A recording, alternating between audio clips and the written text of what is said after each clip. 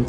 Wala talaga. Ano nga lang, yun, extreme lang ako mag-experiment sa style ng hair ko. So, minsan kapag parang trip ko mag-short hair. So, naghanap ako sa TikTok, ganyan ko ano yung ano. Then, syempre, humingi naman ako ng advice sa partner ko kung okay ba siya. Well, okay naman siya. And so, yeah. Pwede ba pag nag-change ng hairstyle, may nag-change sa buhay, gano'n? Ay, so, wala may naman. ganun bang effect sa'yo? Ay, wala naman. Actually, wala naman. Ano lang talaga ako. Yung nabubore. Nabubore din. Wala akong magawa sa cellphone. Pero yun lang, wala akong reason masyado sa hair ko. Parang gusto ko lang ng bagong ano. And yung last conference, nabanggit mo mga challenges ka rin, Yes. naharap. So siguro, from ilang months na, kamusta lang din yung siguro pag-deal mo with itong busy schedule ng Creamline, mga personal challenges? Yeah.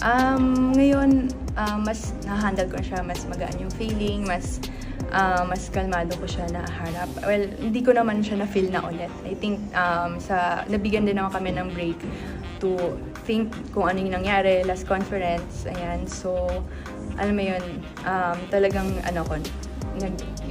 nag-reflect ako sa mga nangyari. So, kaya medyo wala siya, hindi ko na siya iniisip. Kung ma-feel ko siya ulit, nakakaya ko na siya kasi alam ko na kung anong gagawin ko.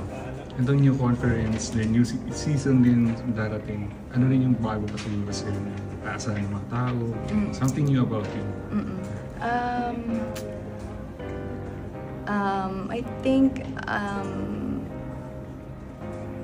mas ina-accept ko kung ano yung trabaho and kailangan kong i-accept kung ano yung purpose ko para sa team and accept din if ever kunyari may mga hindi talaga inaasahan sa game na ma-off. So, ganun talaga, hindi mo kailangan ma-feel bad kasi tao ka lang. So, accept lang, improve mo lang ulit, training ka lang ulit, balik ka lang ulit sa umpisa. Thank you.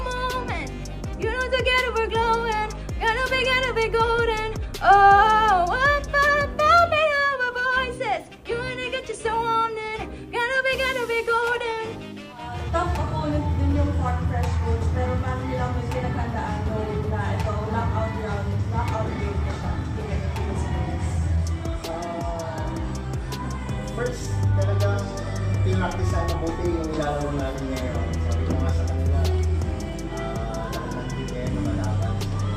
Never na pamilya natin yung mga area natin, individual.